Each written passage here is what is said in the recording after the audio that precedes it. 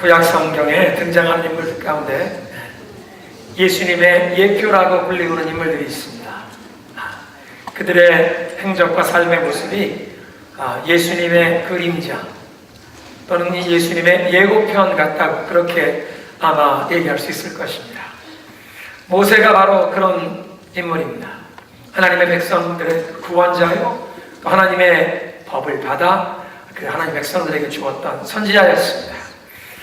뿐만 아니라 하나님께서 이제 앞으로 보내주실 메시아에 관한 예언을 주실 때 신명기 18장을 보니까 하나님께서 네 형제들 가운데 모세와 같은 다른 선지자를 또 일으키시리라. 앞으로 하나님의 보내실 그 구원자 메시아를 소개할 때 모세와 같은 또 다른 선지자로 형제들 가운데 일으키신다. 그래서 그 모세를 이 선지자 예수님의 그 앞서간 그림자처럼 예표라고 그렇게 표현합니다. 오늘 본문에 나오는 요셉도 그의 행적과 삶의 모습이 예수님을 정말로 많이 닮은 사람입니다. 성경에 보면 요셉이 예수님의 예표라고 직접적으로 언급하신 그런 부분은 없지만 오늘 이 본문에 있는 스데반의 설교를 보아도 요셉의 삶이 예수님을 닮은 부분이 너무 많다는 것입니다. 특별히 형제들에게 핍박을 받았던 사람들이 그 온 감, 하나님의 백성들을 구원하는 구원자가 되었다는 그 이야기, 그 스토리는 예수님의 스토리가 너무나 닮았기 때문에 스데반이 이제 이 예수님을 핍박하고 십자가에 못 박아 죽인 이 사내들인 공회 앞에서 설교를 하면서 요셉의 예를 들어서 이 이스라엘 백성들은 조상 때부터 그 하나님이 보낸 선지자를, 하나님의 사람을 핍박하고 대적하고, 마찬가지로 예수님도 그들이 핍박하고 대적하고 심지어 십자가에 못 박아 죽였다는 이 사실을 지적하고 있는 그런 내용이 되겠습니다. 그런데 저는 오늘 이 스데반의 설교 중에서 특별히 요셉이 형제들에게 그 시기를 받아서 애굽에 팔려갔지만, 노예로 팔려갔지만, 그러나 하나님께서 그와 함께 계셔 그 모든 환난 가운데 그를 건져주셨다는 그 말씀, 그 9절 10절에 있는 말씀을 주제로 요한의 삶을 한번 살펴보면서 은혜를 나누기를 원합니다. 제일 먼저 시기의 형제들의 그 시기의 대상이 되었던 요셉의 모습입니다. 요셉은 그 아버지 야곱이 나이 많아서 늦지막하게 얻은 11번째 아들이었기 때문에 다른 아들들보다도 특별히 더 아버지의 그 사랑과 관심을 많이 받았습니다. 특별히 요셉을 낳아주신 그 어머니 라헬이 야곱이 거느렸던 4명의 아내들 중에서도 제일 좋아하는, 야곱이 제일 좋아하는 아내였습니다. 어떻게 한 사람이 4명의 아내를 모시고 사나, 생각만 해도 아찔한데요. 그런데 여러분 창세기를 읽어보면 야곱이 이 라헬을 제일 좋아한 그 배경을 알 수가 있습니다. 형의 장자의 축복을 가로채려고 속이고, 아버지까지 속이고 그 축복을 받아낸 다음에 형이 죽이겠다고 하니까 멀리 몇 천리 떨어진 외삼촌 댁으로 도망가지 않습니까? 삼촌 댁에 얹어 살다 보니까 삼촌에게 딸 2이 있는데 그 작은 딸이 그 미모가 마음에 쏙 드는 것입니다. 삼촌에 찾아가 얘기합니다. 삼촌, 내가 7년 동안 열심히 일할 테니 이 작은 딸을 나에게 아내로 주시오. 삼촌이 좋다. 열심히 일을 하는데 그 작은 딸을 마음에 얼마나 흠모하고 사모하는지 7년을 하루처럼 여기며 열심히 일했습니다. 결혼식이 되었습니다. 신혼 첫날을 지내고 아침에 눈을 떠보니 옆에 누워있는 여인은 자기가 흠모하고 사모하던 라헬이 아니라 라헬의 언니 레아였습니다. 아니 이럴 수가 있나? 삼촌에게 찾아가, 삼촌 어떻게 나를 속일 수 있습니까? 삼촌이 얘기합니다. 이보게, 우리 집안의 풍습에 언니를 먼저 출가시키기 전에 동생을 출가시키는 법이 없네. 내가 동생 라헬도 줄 테니 7년 더 일해라. 그래서 그 라헬을 아내로 얻기 위해서 14년을 삼촌 댁에서 양치기 노릇을 했습니다. 그렇게 하고 그 라헬을 아내로 얻었는데 10명의 아들을 낳고 11번째 이 요셉을 라헬이 처음 낳았으니 얼마나 그 아들이 귀여웠겠습니까? 성경을 보면 이 야곱이 이 11번째 아들 요셉에게 채색 옷을 입혔다. 영어 성경에는 coat of many colors. 이게 무슨 뜻이냐면 그 당시에 사람들이 입던 보통 겉옷은 소매가 없는 옷인데 이 채색 옷, 이건 긴 소매가 있는 옷에 이 색깔을 잘 들여서 그 옷을 입는 사람의 그 신분과 그 위치를, 그 명예를 드러내는 그런 의복이었다는 것입니다. 그러니까 쉽게 얘기하면 다른 형제들은 양을 치는 목동 노릇을 하느라고 매일 작업복을 입고 왔다 갔다 하는데 이 11번째 아들 요셉은 아버지가 매일 이 예복을 입혀준 것입니다. 일하지도 않고 예복만 입고 다니는 그 아들. 형들에게 시기를 받을 법도 했겠지요. 형들에게 미움을 받을 법도 했습니다. 그런데 두 번째로 형들과 관계에 이 어려움을 가져온 것은 꿈 때문입니다. 하나님께서 이 요셉에게 꿈을 주셨습니다. 특별한 꿈입니다. 어떤 꿈이었습니까? 추수 때에 나가서 형들하고 추수에 나갔는데 자기 곡식단이 벌떡 서는데 이 11 형제들의 곡식단이 자기 곡식단에 절을 하는 것입니다. 두 번째 꿈은 하늘의 달, 해와 달과 이 별들이 11별들이 자기에게 절하다라는 것입니다. 그런 꿈의 내용을 보면 장차 이 요셉을 하나님이 참 높은 명예와 영향력을 가진 그런 인물로 들어 쓰시겠다는 뜻이구나. 아마 그렇게 알 수 있을 것입니다. 그런데 문제는 요셉이 이런 하나님이 주신 꿈을 자기 마음속에 혼자만 간직한 것이 아니라 이것을 입으로 시인하고 공포하고 다닌 것입니다. 가족들을 모아놓고 형님들 앞에서 이 꿈 얘기를 합니다. 형님들 제 얘기를 좀 들어보세요. 꿈을 꾸었는데 우리가 추사로 나간 내 곡식단이 저고 형님들 다 그 곡식단이 제 곡식단 향해 절을 하던데 야 이 녀석아 네가 우리들 위해 왕이 되겠다는 말이냐? 질서도 모르냐? 형들이 요셉을 더 미워했습니다. 여러분 하나님께서 주신 꿈과 비전을 가진 사람은 때로는 요셉처럼 미움을 받을 것을 각오해야 합니다. 아니 왜 사람들이 하나님이 주신 꿈을 가진 사람들을 미워합니까? 그런 꿈을 마음에 품고 사는 사람들은 뭔가 다르게 하나님이 주신 그 꿈에 붙잡혀 사는 사람 뭔가 그 삶이 다르고 그 삶의 목적과 방향이 다르게 자기들이 가지지 않은 어떤 꿈을 가졌다는 그것 때문에 시기하고 때로는 미워한다는 것입니다. 비전이란 하나님께서 당신의 택한 사람들에게 주시는 좀 더 나은 미래를 향한 그림입니다. 그냥 눈만 감으면 선명하게 보이는 좀 더 나은 미래를 향한 어떤 그림. 그래서 지금 눈앞에 보이는 현실에 만족하는 것이 아니라 하나님이 보여주시는 이게 다가 아니라 이것보다 훨씬 더 좋은 미래가 있다는 그 환상 꿈에 사로잡혀서 그것을 향해 살아가게 됩니다. 그리고 하나님이 주신 그 꿈 환상에 사로잡힌 사람은 지금 이 현실에 만족하지 않게 이 현실을 변화시키려고 하기 때문에 이 현실에 이 스타트스코 여기에 기득권을 가진 사람들에게 위협적인 존재, 불편한 존재가 되어 미움을 받을 수 있습니다. 미국의 유명한 인권운동가 마틴 루터 킹 주니어 목사님이 이런 하나님이 주신 꿈과 비전을 가진 사람이었습니다. 그분의 여러 가지 행적과 특히 그분의 그 연설 가운데 아마 가장 유명한 연설이 나는 꿈이 있습니다. I have a dream 이라는 미국의 이 내셔널 몰에서 했던 그 연설이겠습니다. 나에게 꿈이 있습니다. 언젠간 흑인 노예의 후손과 이 백인의 농장 주인의 후손들이 함께 손에 손을 잡고 아름다운 인류애를 바라며 서로 존중하는 그런 사회를 건설하는 꿈입니다. 나에겐 꿈이 있습니다. 언젠가 나의 이 자녀들이 그들의 피부 색깔에 의해서 인종차별을 당하는 것이 아니라 그들의 인격에 그 품격에 따라 평가받는 그런 사회가 될 꿈이 있습니다. 수많은 사람들의 마음에 지금 우리가 살아가는 이 모습, 이 인종차별 이것이 다가 아니구나. 좀 더 나은 미래가 있다는 그런 꿈을 심어주는 연설이었습니다.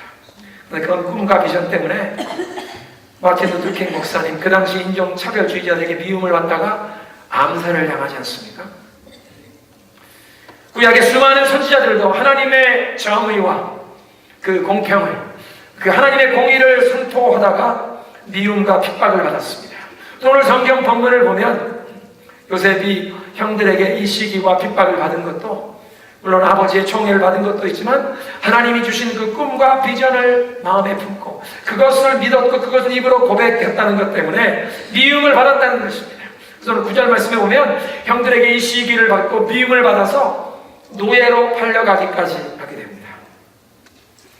하나님께 선택을 받아서 하나님이 꿈을 주신 사람이 아니 어찌하여 형제들에게 시기를 받고 외국의 노예로 팔리는 이런 순환을 당한다는 말입니까? 이건 하나님에게 선택받은 사람의 축복이 아니라 이건 재앙이 아닙니까? 하나님께서 택하시고 꿈을 주셨다는 사람에게 왜 이런 엄청난 재앙과 시련을 허락하십니까? 하나님이 주신 꿈을 가진 사람은 그 꿈이 성취되기 전에 반드시 통과해야 하는 시련이 있다는 것을 보여주시는 것입니다. 하나님이 주신 그 꿈을 품은 사람은 그 꿈이 성취되기 전에 반드시 하나님께서 시련과 연단의 과정을 거치게 하신다는 것입니다. 한 사람을 높이 들어 사용하시기 전에 그 사람을 낮추시고 반드시 연단하여 준비시키시는 과정이 있다는 것을 요셉의 삶이 증거하는 것입니다. 하나님이 주셨던 꿈은 요셉이 분명 명예와 권세를 가진 그런 영향력을 발휘하는 사람이 되는 것이었지만 애굽의 노예로 끌려가게 되었습니다. 그런데 누가 요셉을 노예로 팔았습니까? 요셉의 형들이 팔지 않았습니까? 요셉에게 가장 가까웠던 가족들이 요셉에게 하나님이 주셨던 그 꿈을 산산조각 파괴하려고 요셉을 시기하며 미워하며 요셉을 노예로 팔았다는 것입니다. 여러분, 많은 경우에 우리와 가장 가까운 사람들이 하나님께서 우리에게 주신 그 꿈을 도리어 파괴하려는 그런 일들이 있다는 것입니다. 우리에게 가장 가까운 사람들, 우리가 가장 사랑하고 서로 축복해야 할 사람들이 우리에게 가장 깊은 상처와 아픔을 남긴다는 것을 우리는 경험합니다. 그래서 가정이 역기능으로 돌아갈 때 우리들의 마음 가운데, 우리의 자녀들의 마음 가운데 말로 표현할 수 없는 그런 깊은 상처와 아픔이 남기도 한다는 것입니다. 뿐만 아니라 우리는 이민교회라고 하는 그런 특수 상황에 살아가고 있습니다. 우리 한인 이민자들은 한인교회 안에서 가족만큼이나 때로는 가족보다도 더 자주 우리 이 교우들을 만나면서 이 교우들과의 관계가 가족들보다 더 가까워지는 그런 경우도 있습니다. 그런데 안타까운 것은 이 교회 안에서 가족들보다 더 가까워진 이런 사이, 우리 교우들의 관계 속에서 서로에게 상처와 아픔을 주고 이 꿈을 꺾으려고 하는 이런 일이 생긴다는 것입니다. 그리고 어떤 사람들은 교회에서 이런 상처받는 경험을 통해서 신앙생활을 중단하는 경우가 있습니다. 교회를 발을 끊는 것입니다. 잃은 양이 되는 것입니다. 그 아픔의 상처에 영적인 방황하는 잃은 양이 된다는 것입니다. 근데 여러분, 차분하게 살펴보면 상처받은 사람들이 다른 사람에게 상처를 주게 되어 있습니다. 내 마음에 있는 어떤 상처와 아픔이 아물지 아니한 사람이 어떤 상황 가운데 대인관계 속에서 상처로 반응하면서 다른 사람의 마음에 아픔과 상처를 주는 그런 일들이 생긴다는 것입니다. 그래서 우리는 우리의 마음에 있는 이 상처를 치유하시는 하나님의 은혜를 사모해야 합니다. 성령의 역사하신 가운데 하나님의 말씀으로 우리의 상처난 심령, 우리의 병든 영혼, 상처인 우리의 감정을 치유하시는 하나님의 은혜를 체험해야 할 줄로 믿으시기 바랍니다. 그래서 그렇게 치유받아야 우리의 가정이나 우리 교회 생활 가운데 우리와 가장 가까운 사람에게 상처를 주는 이런 일을 막을 수 있다는 것입니다. 요셉의 경우를 보니까 가장 가까운 가족들이, 그 형들이 요셉에게 하나님이 주신 그 꿈을 꺾으려고 도리어 요셉을 핍박했다는 것입니다. 반대로 가장 가까운 사람들이 우리를 세워주는 그런 경우도 있습니다. 가와 만사성이라고 가정이 화목하면 모든 일들을 다 이룰 수 있다는 그 말씀처럼 사랑으로 격려하며 서로 세워주는 그런 축복된 가정이 있다는 것입니다. 교회 안에서도 이 가까운 동역자들이 서로를 세워주는 그런 모범을 우리가 경험할 수 있습니다. 성경을 보면 모세가 산에 올라가서 손을 들고 기도하게 되는데 여호수아가 아말렉과 나와 싸워야 하는데 모세의 손이 올라가 하나님께 기도하면 우리 편이 이기고 모세의 손이 피곤하여 내려오면 이 여호수아와 이 하나님의 백성들이 패배하는 모습을 보고 요셉의 그 모세의 손이 피곤하여 내려오지 않도록 기도하는 그 팔을 누가 붙잡아 줬습니까? 아론과 훌이. 사도 바울이 지중해 연안 곳곳을 다니며 교회를 개척하는 선교사를 할 때에도 브르스길라와 아굴라라고 하는 이 평신도 커플이 사도 요한의 귀한 복음의 동역자가 되어 그의 목회 동역자가 되어 교회를 건강하게 세워가는 그 일에 함께 힘을 모은 줄로 믿으시기 바랍니다. 다니엘과 그 3명의 히브리의 친구들, 이방 나라에 끌려가서 우상 숭배하는 그 상황 가운데 둘러싸여 있었지만 서로 믿음을 격려하며 여호와 신앙을 타협하지 않을 수 있도록 서로 격려하여 그 왕립 아카데미에서 훈련을 받고 있지만 그 우상 숭배하는 그런 것들에 자기들을 더럽히지 않고 여호와 신앙을 지켰더니 하나님께서 그들에게 지혜를 주시고 형통케 하시는 축복을 경험하게 된 줄로 믿습니다. 이렇게 서로를 세워주는 좋은 믿음의 동역자들을 우리 바로 주변에서 만난다는 것이 인생의 가장 큰 축복의 하나일 것입니다. 그리고 우리 특고마 중앙장로교에서 우리 성도들 간에 서로 이렇게 믿음으로 세워지고 격려하는 그런 믿음의 동역자, 기도의 동역자가 되어야 할 줄로 믿으시기 바랍니다. 우리가 서로를 축복하며 격려하는 그런 존재가 되자는 것입니다. 한번 따라하겠습니다. 서로 세워주자. 우리 앞에 계시면 그렇게 한번 서로 격려하겠습니다. 우리 서로 축복합시다. 서로 격려하고 축복하는, 하나님이 서로에게 주신 그 꿈을 인정하고 그렇게 서로 격려하고 기도하는 믿음의 동역의 관계가 되어야 한다는 것입니다. 요셉의 형들처럼 가장 가까운 사람들이 하나님이 주신 꿈을 꺾는 것이 아니라 서로 꿈을 세워주는 축복의 관계가 되어야 할 줄로 믿으시기 바랍니다. 그래서 요셉이 이렇게 형들의 시기를 받아서 노예로 팔려갔지만 그 노예로 팔려간 것이 재앙이 아니었다는 것입니다. 하나님께서 그를 버리신 것이 아니라 하나님께서 그에게 주신 꿈을 이룰 수 있도록 준비시키는 연단의 과정이 되었다는 것입니다. 오늘 성경이 증거하는 것은 그 외국 땅에서 노예 생활을 시작하게 된 그 요셉에게 하나님이 함께 하셔서 그 모든 환난에서 그를 건져주셨다라고 증거합니다.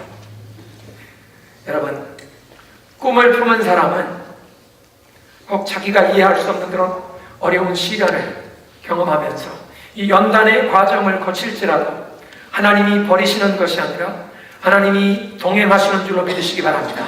하나님이 함께 하시는 줄로 믿으시기 바랍니다. 노예로 팔려간 그 시위대장 보디발 장군의 집에서 요셉이 형통한 자가 되었습니다. 창세기 39장에 보면 이 보디발 장군이 보니까 이 히브리 노예 요셉에게 하나님이 함께 하시고 그 젊은이가 하는 것마다 하나님께서 축복하신다는 것을 보게 되었고, 그래서 그 보디발 장군이 이 요셉을 자기의 집안의 모든 일을 다 총괄하는 집안 총무로 세우게 되었다는 것입니다.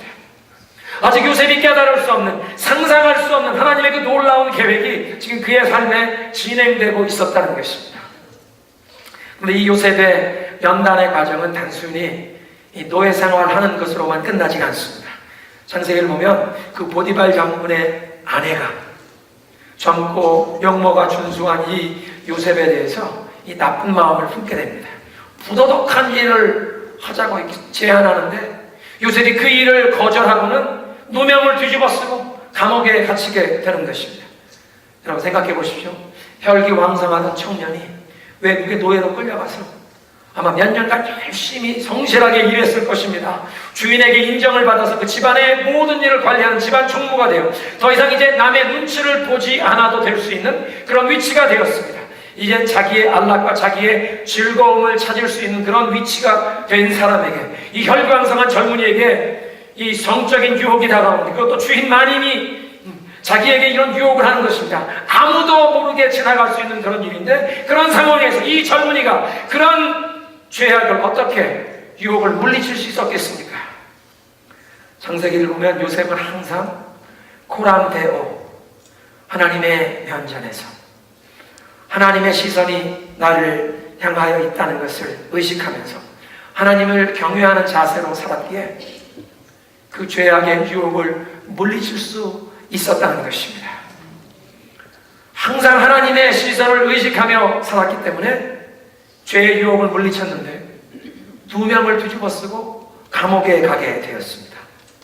여러분, 우리는 보통 생각하기를 사람이 정말 하나님을 경외하는 참된 믿음으로 살면 하나님이 축복하시고 형통케 하실 때 쓸데없는 환난과 고통을, 이 재앙을 면하게 하신다고 생각하는데요, 요셉의 경우를 보면 정말 진실된 신앙은 하나님을 경외하는 그런 믿음으로 살기 위해서 죄의 유혹을 물리쳤는데 도리어 누명을 뒤집어 쓰고 감옥에 갇히게 되었습니다. 감옥에 갇힌 것도 그냥 보통이 아닙니다. 정말로 그 보디발 장군이 요셉이 자기 아내에게 어떤 나쁜 짓을 하려고 했다고 조금이라도 추호의 의심이라도 있었다면 아마 왕의 시위 대장인 그 보디발 장군이 요셉 그 노예를 즉결 처분했을 것입니다. 그런데 요셉을 감옥에 가둔 모습을 보면 이 요셉의 인격이, 요셉의 그 사람 됨됨이 조금도 그런 흑수을 품지 않을 사람이라는 것을 믿고 있었지만, 그러나 자기 아내의 위신을 세워주기 위해서 온 집안 식구들 앞에서 자기 아내의 체면 때문에 요셉을 할 수 없이 죄인으로 몰아서 감옥에 집어넣은 것입니다. 그렇게 해서 감옥에 집어넣었으니, 보통 사람 같았으면 즉결 사형당했을 사람을 감옥에 넣었으니 아마 무기징역을 받았겠죠.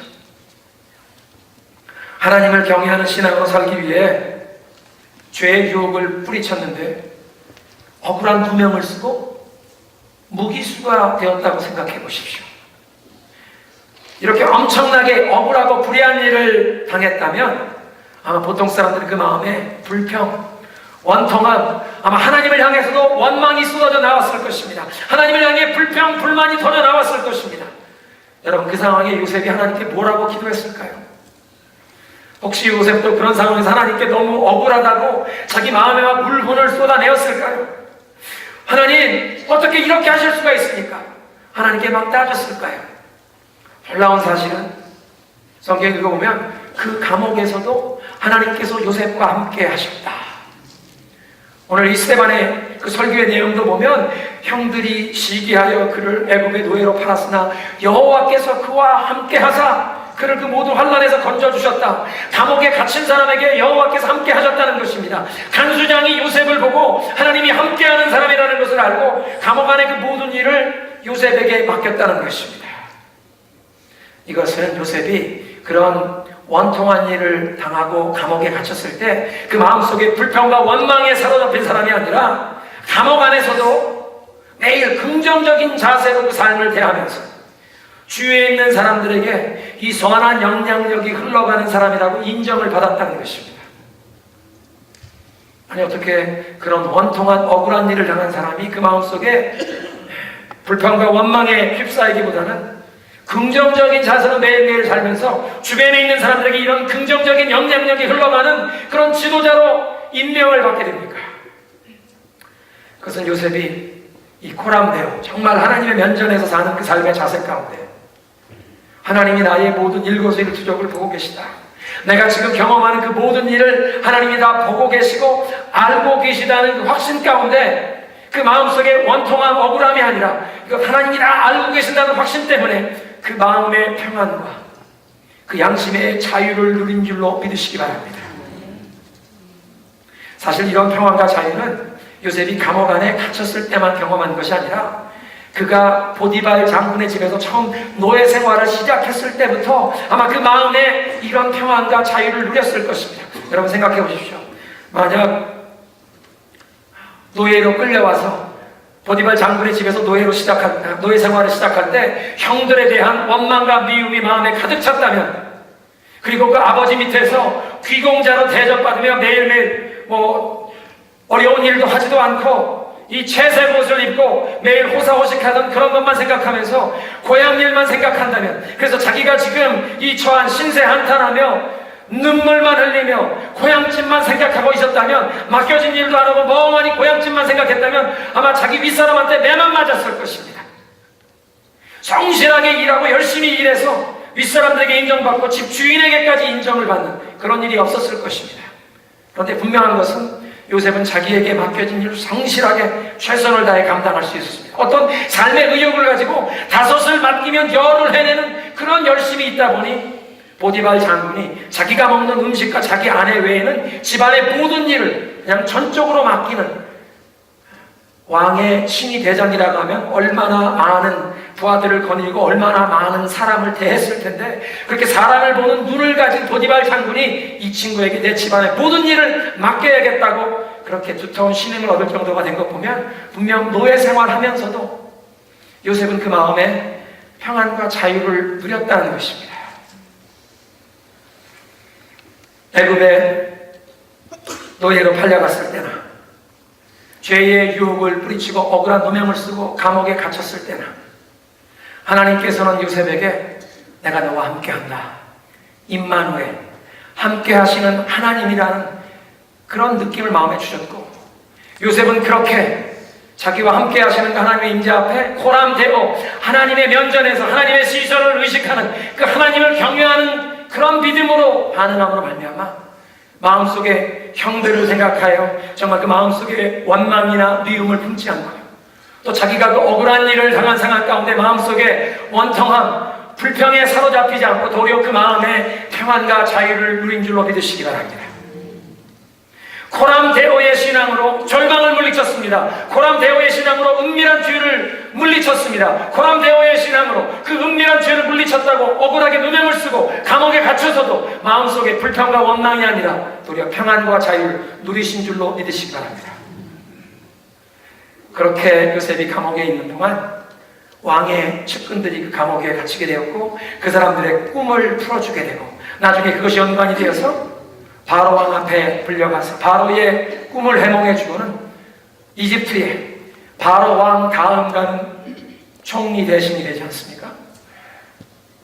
처음 형들의 손에 끌려가던 요셉이 애굽으로 끌려가면서 하나님이 주신 그 꿈을 생각하며 어떤 생각을 했겠습니까? 아마 그 마음속에 수많은 질문이 떠올랐을 겁니다. 하나님, 이게 아니지 않습니까? 하나님이 제게 주신 꿈은 정말 이 영광과 영향력을 바라는 이런 높고 큰 꿈인데 하나님, 이게 뭡니까? 제가 지금 노예로 끌려가고 있습니다. 하나님, 제가 이렇게 고통을 당하는 거 보십니까? 하나님의 백성이 악인들에게 핍박을 당하고 고통을 당하는 것 하나님 보십니까? 하나님, 왜 가만히 계십니까? 하나님 어디 계십니까? 아마 이런 질문은 요셉의 질문만이 아니라 현대를 살아가는 우리들의 질문이기도 하지 않습니까? 그런데 오늘 메시지의 결론을 맺으면서 최소한 이런 사실은 우리가 다시 한번 확인해야 할 것 같습니다. 하나님께서 주신 꿈을 가진 사람들이 환난과 고통을 당할 때 그것은 하나님이 저버리신 재앙이 아니라 하나님이 주신 그 꿈을 성취할 수 있도록 준비시키시는 연단의 과정인 줄로 믿습니다. 그리고 그 환난과 시련을 경험하는 그 기간 동안도 하나님께서 우리를 버리지 아니하시고 우리와 함께 동행하시는 줄로 믿으시기 바랍니다. 하나님께서 주신 꿈과 비전을 믿고 그것을 붙잡고 사는 사람은 그래서 때로는 오해를 받고 미움을 받을 것도 각오해야 합니다. 그런 환난과 시련의 기간이 우리에게 있기에 그래서 우리는 이 교회 안에서 도리어 서로를 세워주고 서로를 격려하며 하나님께서 서로에게 주신 그 꿈이 이루어지도록 서로 기도하는 믿음의 동역자가 되어야 할 줄로 믿습니다.